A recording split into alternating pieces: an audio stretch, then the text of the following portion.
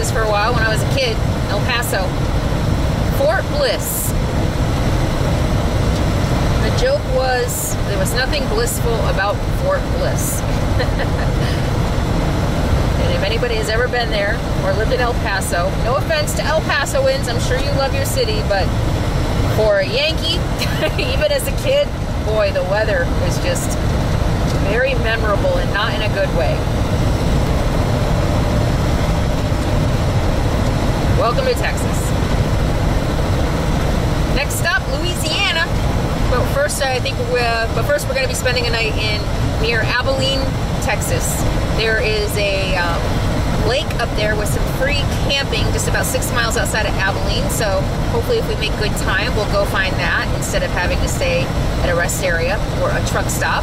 Rest areas in Texas are free. You can stay overnight for up to 24 hours. Actually, they say no camping, but you can park for 24 hours. So I don't consider sleeping in your vehicle camping, and I'm sure they don't either. So that's a good little tidbit. It's a good little piece of information for travelers. You can stay at a rest area. You can sleep overnight, which only makes sense. They want safe drivers on the road, so they shouldn't ban sleeping in rest areas, but they just don't want you setting up camp. I wonder if that means I can't put out my solar panels. We'll have to see.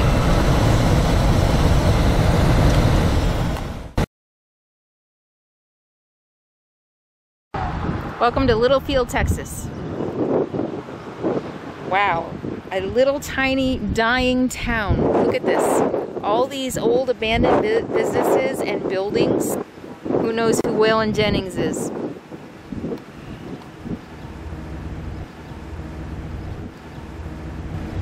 And it's hot. It's like 80 degrees. I need to get my air conditioning fixed.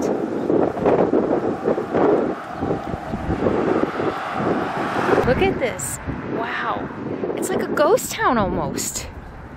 Look at just all these abandoned buildings.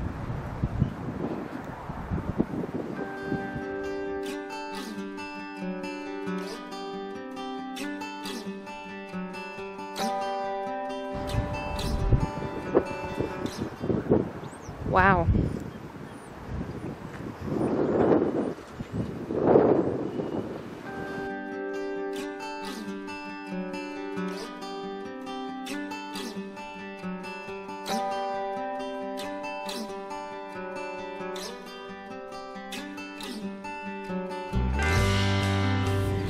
Okay, here we are, morning 3 of our road trip to Florida, and can y'all, howdy partner, can you guess where I am at?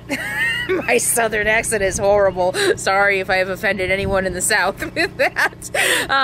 We're just north of Abilene, Texas, and we spent the night here at Johnson Park. You'll see behind me, look at that. All this waterfront camping that we've had.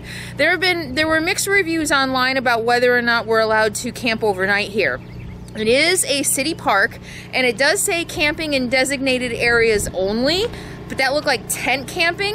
And you'll hear my generator is on because I've been traveling so much. I haven't had my solar out, so I need to charge my batteries a little bit. So my generator is on. But anyway, so this is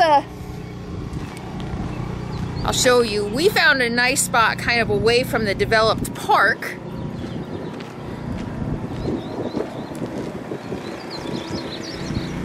But behind me, you can see there is a whole developed park. There's a disc frisbee golf course here.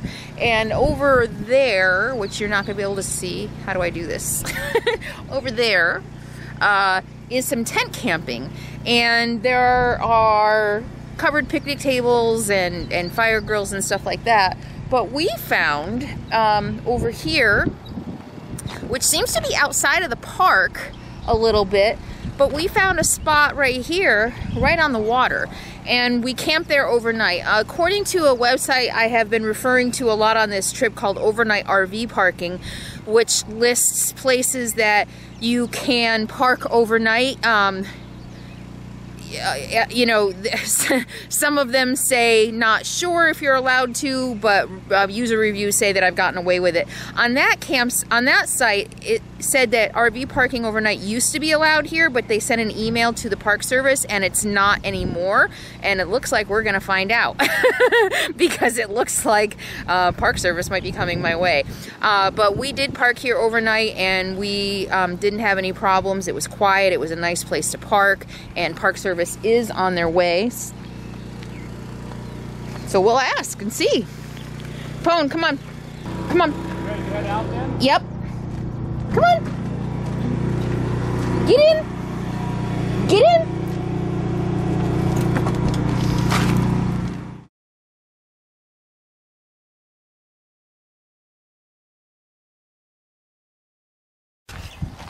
All right, so this is our beautiful campsite.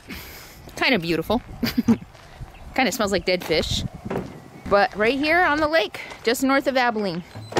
So today is, I guess, day 3 or 4 of driving. Day 3? 3. This will be day 4. Day 4 of driving. And today we're trying to get to Shreveport, Louisiana. We want to get through Texas today. So it's going to be a long, long day of driving. And it's just about 9 o'clock Central Time, so we're going to hit the road. Goodbye to another camp.